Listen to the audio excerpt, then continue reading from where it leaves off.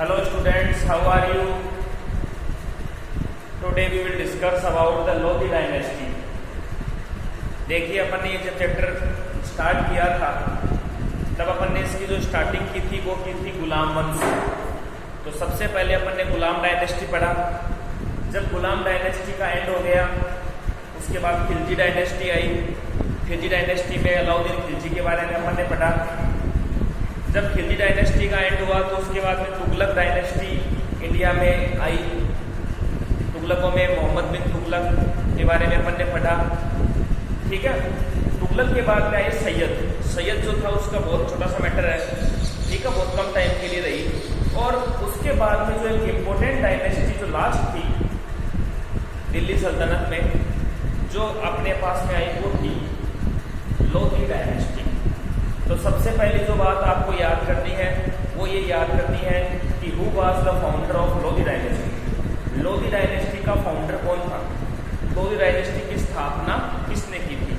तो सिंपल सा है, बहलोल खान लोधी। तो Bahlol Khan Lodhi was the founder of Lodhi dynasty. Lodhi dynasty की जो शुरुआत की थी वो किसने की थी? बहलोल खान लोधी ने की थी। कब की थी? तो मैंने यहाँ लिख दिया 1451, 1451 में लोधी डायनेस्टी की क्या हुई थी? स्टार्टिंग हुई थी, ठीक है। अब एक बात आपको इस बहलोल खान लोधी के बारे में बताता हूँ।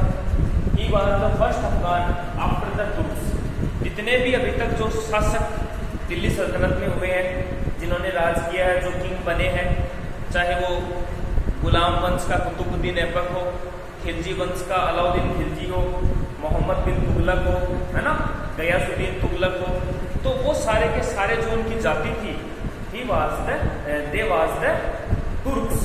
वो सारे के सारे क्या थे? तुर्क थे। लेकिन ये जो बहलोल लोधी है ना, ये क्या था? ये अफगान था। अफगानिस्तान का नाम आप सबने सुन रखा होगा। तो अफगान एक जाति होती है, ये अफगान जाति से संबंधित था। तो he was the first king of Afghan after the Turks. Turks के बाद में ये पहला अफगान जो था वो दिल्ली सल्तनत का क्या बना था? राजा बना था। 38 साल तक राज करने के बाद में, 38 साल तक दिल्ली सल्तनत पर अपना एम्पायर चलाने के बाद में 1489 में इसकी क्या हो गई थी? डेथ हो गई थी। इसने अपने लाइफ में कोई बड़ा काम, कुछ रिफॉर्म्स वगैरह कुछ नहीं किए थे। तो बहलोल खान लोधी के बारे में आपको सिंपल बातें याद रखनी है। क्या बातें याद रखनी है?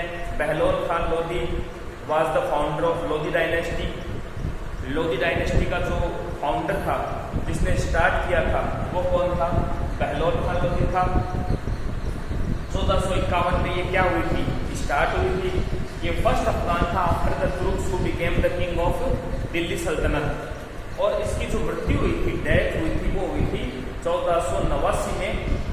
38 साल तक इस व्यक्ति ने दिल्ली सल्तनत के सुल्तान के रूप में क्या किया था? राज किया था। आई थिंक ये इतनी बातें आपको समझ में आ गई होगी, ठीक है। अब देखिए जो बहलोल खान लोधी था उसकी मृत्यु हो गई 1489 में।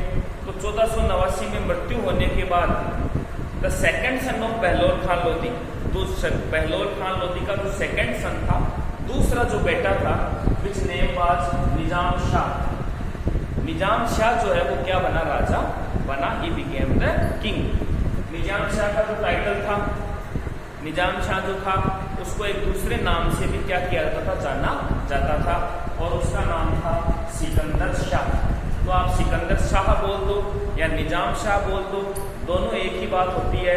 निजाम शाह और सिकंदर शाह दोनों के दोनों जो हैं, यहाँ पर बोलेंगे एक ही आदमी के दो नाम हैं और दोनों ही जो हैं वो किससे रिलेटेड है? लोधी डायनेस्टी से रिलेटेड है। इनका जो साम्राज्य था, इनका जो एम्पायर था, तो extended his empire Bihar and Bengal. Bihar and Bengal.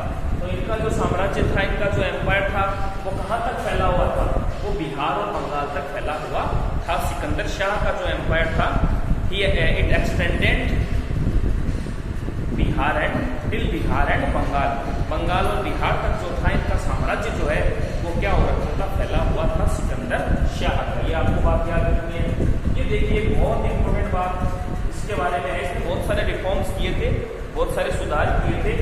Judicial system was very strong. तो सिकंदर शाह का जो जुडिशियल सिस्टम था ना, न्याय दिलाने की प्रक्रिया, that was the very strong. उसकी जो न्याय दिलाने की प्रक्रिया थी वो बहुत ज़्यादा क्या थी, स्ट्रॉन्ग थी। आपको बुक में नहीं दिया हुआ है, मैं आपको बताता हूँ कि एक चेन ऑफ गोल्ड उसने लगा रखी थी। चेन ऑफ गोल्ड बोलते थे सोने की जंजीर। अगर किसी को न्याय मांगना होता तो उस सोने की जंजीर से वो घंटी को क्या करते थे, बचा देते थे। और सुल्तान उसको क्या करते थे, उसकी जो भी फरियाद होती थी, जो भी बात होती थी, उसको वो क्या करते थे, सुनते थे।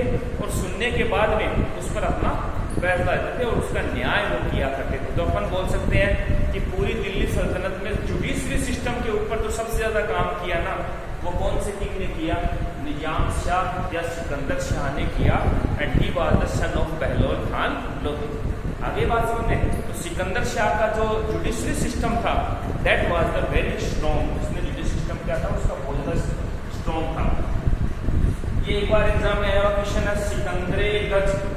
आप सबको पता है जमीन को नापने के लिए अपन एक मेजरमेंट का सहारा लेते हैं, दैट इज द गज।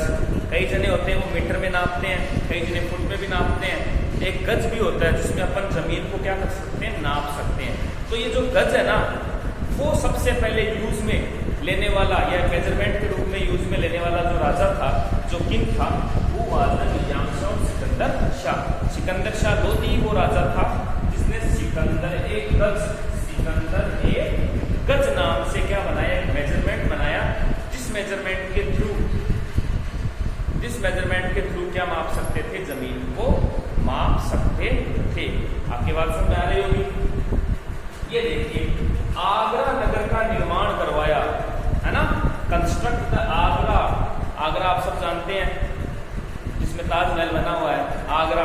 तो आगरा नगर का निर्माण 1504 में, इन 1504 किसने करवाया था, सिकंदर शाह ने करवाया था। तो ये भी बहुत इंपॉर्टेंट क्वेश्चन है कि आगरा नगर का निर्माण, who established the Agra city, Agra city का निर्माण किसने करवाया था, तो he was the Sikandar Shah who built the Agra in 1504। Okay, तो 5 बातें मैंने आपको सिकंदर शाह के बारे में बताई। लोधी डायनेस्टी में जो सिकंदर शाह था वो सबसे इम्पोर्टेंट राजा था, आपको बता देता हूँ। और उसने मेनली जो थे वो 5 काम किए थे। अगर अपन 5 मिनट में रिवाइज करें तो अपन बोलेंगे इसका टाइटल जो था वो सिकंदर शाह था। रियल नेम क्या था, तो रियल नेम निजाम शाह था। His empire was extend till Bihar and Bengal. उसका जो राज्य था वो कहाँ तक फैला हुआ था, बिहार और बंगाल तक फैला हुआ था। The judiciary system of Sikandar Shah was very strong. उसका जो जुडिशरी सिस्टम था, न्याय दिलाने की जो प्रक्रिया थी वो बहुत ज़्यादा क्या थी, मजबूत थी। उसके राज्य में सभी को क्या मिलता था, न्याय मिलता था।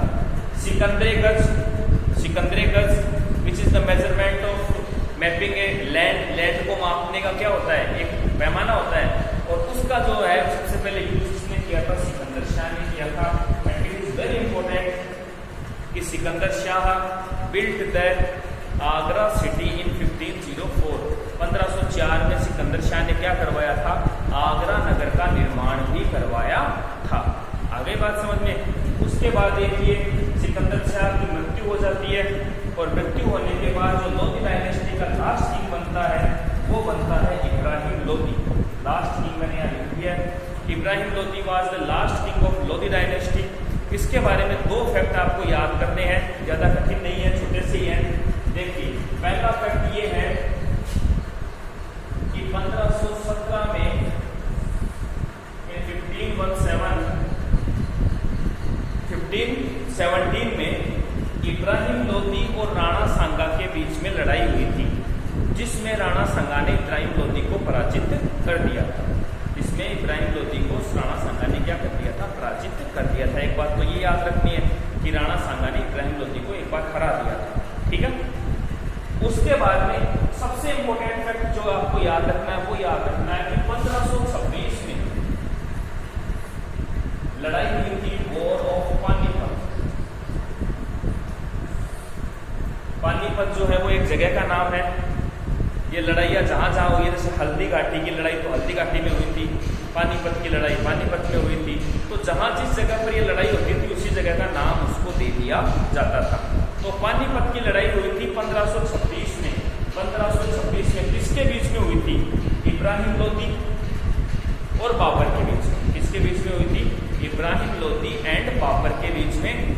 बाबर जो है वो जीत गया था और इब्राहिम लोदी का क्या हो गया था, एंड हो गया था, यानी लोदी डायनेस्टी का एंड हो गया था। और बाबर ने पूरे इंडिया में मुगल साम्राज्य की, मुगल एम्पायर की क्या रख दी थी, नींव रख दी थी।